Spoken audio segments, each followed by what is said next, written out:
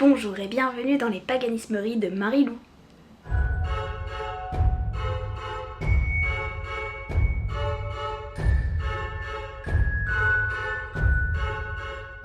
Aujourd'hui, on se retrouve pour la deuxième partie de ma vidéo sur mon oracle, la partie un peu plus technique. Et on rentre tout de suite dans le vif du sujet avec ce site de l'oracle du Béline sur lequel j'ai récupéré toutes les cartes et tous leurs attributs. Donc comme je te montrais dans la première vidéo, ce site m'a permis donc d'avoir ce système et donc j'ai fait des copier-coller en fait de tous les attributs des cartes. Je les ai collés donc dans un document Google Drive qui recense tous ces termes. Et donc parmi ces termes, j'ai quand même fait du tri dans moi ce que je voulais garder, changer, etc. Et du coup c'est à ce moment-là que j'ai fait vraiment du tri, que j'ai choisi quelle carte aurait quelle signification, etc. Avant même de les dessiner. Donc ça c'était vraiment le tout premier travail.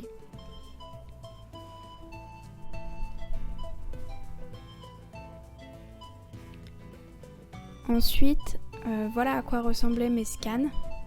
Donc les pages papier quoi, bon là du coup elles sont scannées, mais sur papier ça ressemblait à ça, j'avais les 8 dessins comme ça, donc là on voit la maladie, le changement, l'intelligence, etc. Donc je les ai fait comme ça sur papier, je les ai pliés mes feuilles en 4 pour faire 8 faces quoi, pour pouvoir faire 8 dessins dessus, et j'ai fait ça pour faire mes 52 dessins. Donc ensuite je les ai toutes scannées, et à l'aide de GIMP je les ai scannés avec une imprimante évidemment, et voilà, après je me suis servi de GIMP pour en fait découper, récupérer depuis la page papier l'illustration unique. Donc là je vous fais la démonstration avec mon cher hibou à cornes de la carte de l'intelligence. Donc voilà, là je récupère, vous voyez que comme ça je fais du tri en même temps. J'enlève un petit peu déjà de base les choses dont j'ai pas envie, le numéro en haut, des petits traits un peu raturés en bas, et je les copie sur Inkscape parce que c'est ce logiciel là que j'utilise pour faire le montage de la carte quoi. Et donc tu peux voir qu'il y a déjà d'autres cartes qui ont été scannées ici. Voilà, donc là je te montre, en fait comme la page c'est un scan, le fond de l'image est blanc, donc moi je vais vectoriser l'image afin que maintenant il n'y ait plus de fond blanc, et vous voyez, hop, elle est en transparence maintenant. Donc voilà, elle est de meilleure qualité, je peux la modifier, etc. Alors que là il aurait fallu que je fasse avec Paint et des pinceaux, et c'est pas forcément aussi précis, aussi joli. Donc voilà, là celle-là elle me va bien, j'ai pas besoin de la modifier.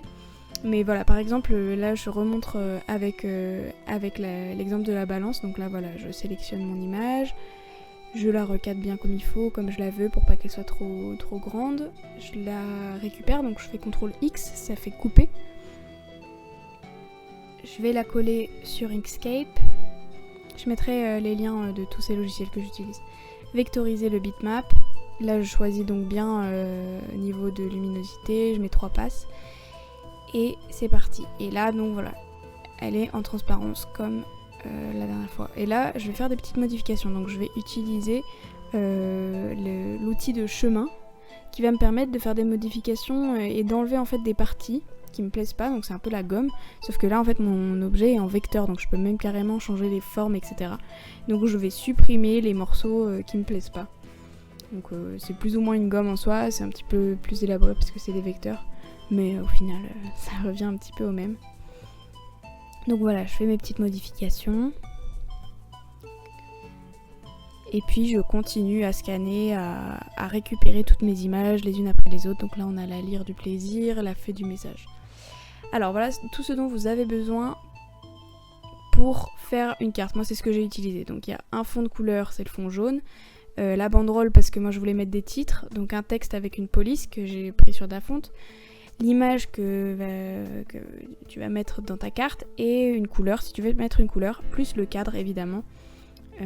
Que j'ai créé en fait moi, j'ai pris les dimensions qu'on me donnait sur le site, les dimensions exactes de la carte, j'ai fait un cadre comme ça, j'ai spécifié que ce serait ma page, ce serait cette carte, comme ça quand je l'exporte en fait je récupère seulement ce qu'il y a dans cette carte.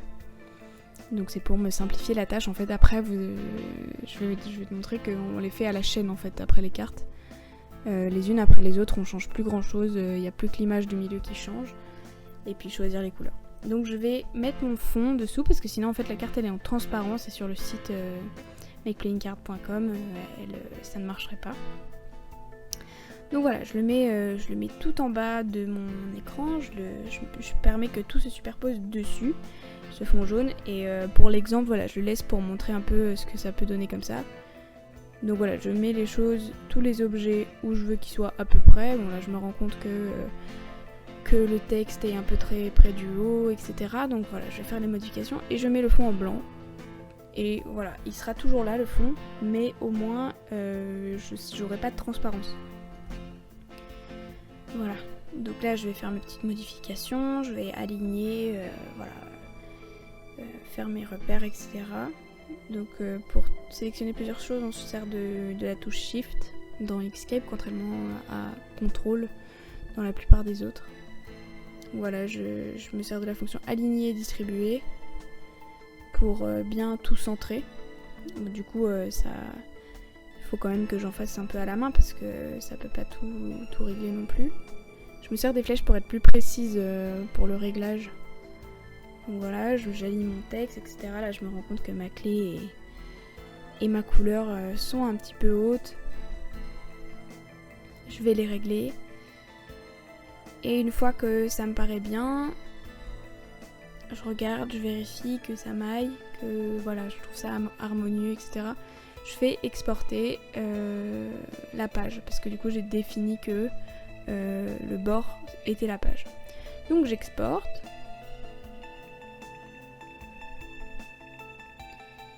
Voilà.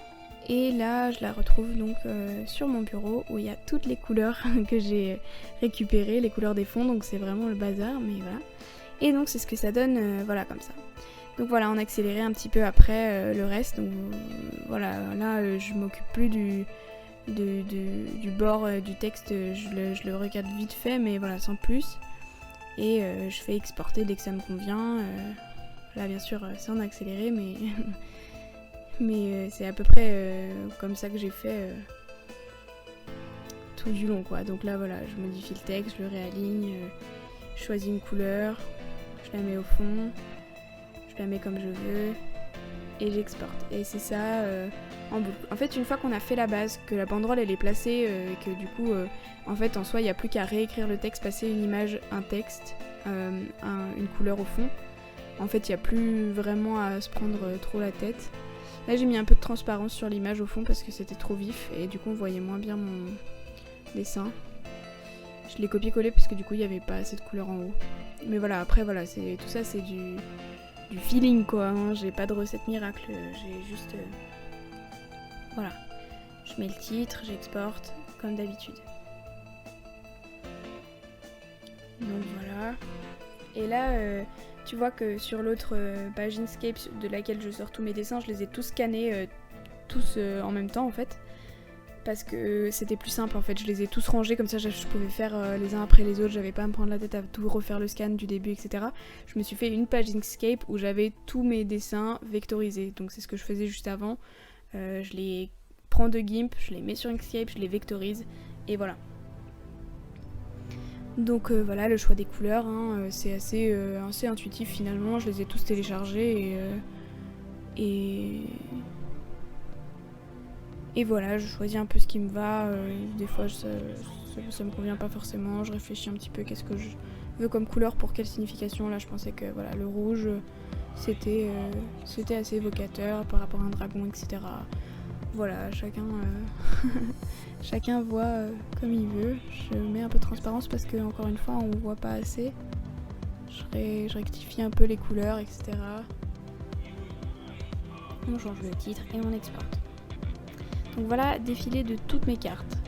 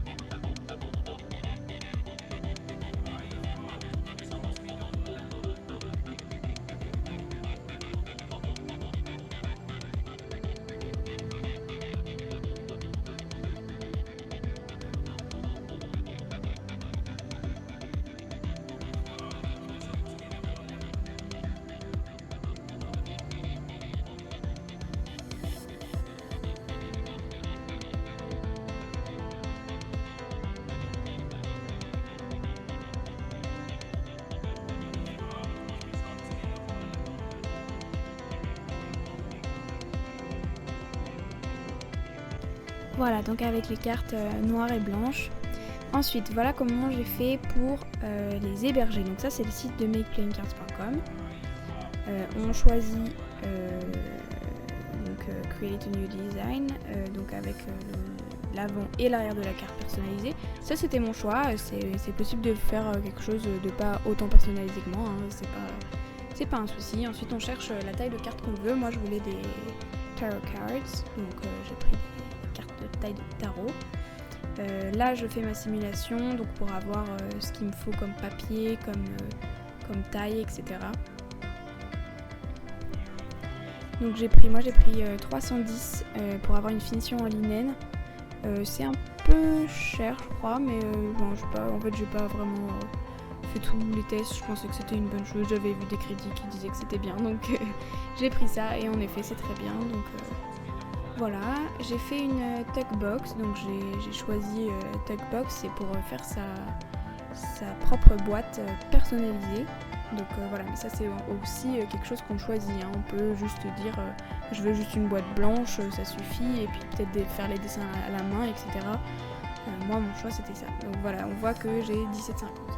Ensuite, quand on clique sur Start Your Design, il demande qu'est-ce qu'on veut pour nos cartes. Donc là j'ai choisi Different Images pour chaque carte. Donc voilà, là ça me dit, maintenant il montre, j'ai mes 54 cartes.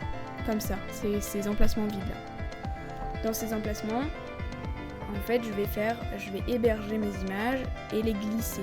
Donc voilà, là je vais chercher mes images pour la démonstration, parce que là moi j'ai déjà reçu mon jeu. Je te montre, j'en héberge 7 comme ça, je les héberge, toc, elles se glissent, et maintenant je vois les petites icônes de mes images, et en fait j'ai plus qu'à les faire glisser. Donc voilà, un petit temps de chargement, et puis ça se glisse. Et si tu as bien calculé la taille qu'il faut, ça rentre pile et t'as pas de jeu sur les côtés, donc le bord de ta carte est correct. Donc voilà, tout est mis dedans. On peut faire un next step. Bon là c'est pour la démo, j'en ai mis que 7, hein, mais dans la vraie vie j'avais toutes mes cartes. Là c'est pour ajouter du texte si on l'a pas fait depuis notre image. Personnellement je voulais tout faire moi. Ça c'est pour l'arrière de la carte parce que j'ai choisi qu'il soit personnalisé, mais je veux le même pour toutes. Donc là on ne montre qu'une seule image. On me montre qu'un seul emplacement. Donc voilà, il se trouve que là je l'ai pas, mais t'as compris le principe. Là voilà, il y a les textes que je passe. Et là c'est pour la boîte personnalisée. Donc il propose une image simple à glisser. En fait c'est nous qui la faisons depuis leur interface ou alors avancée. Donc c'est nous qui la faisons de A à Z avec leur template. Donc on va télécharger et qu'on va remplir en fait. Donc voilà, là je vais aller sur la page du template. Je vais le récupérer pour te montrer. Voilà, donc là il montre.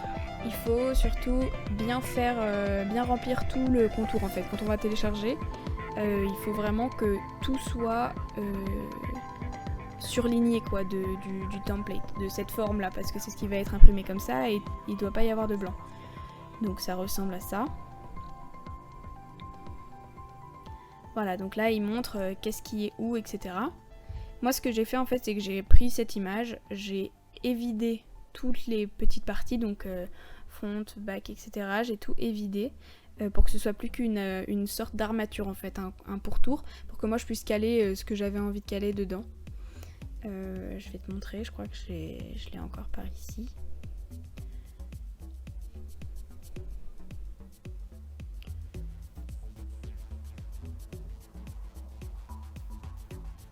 Bon voilà.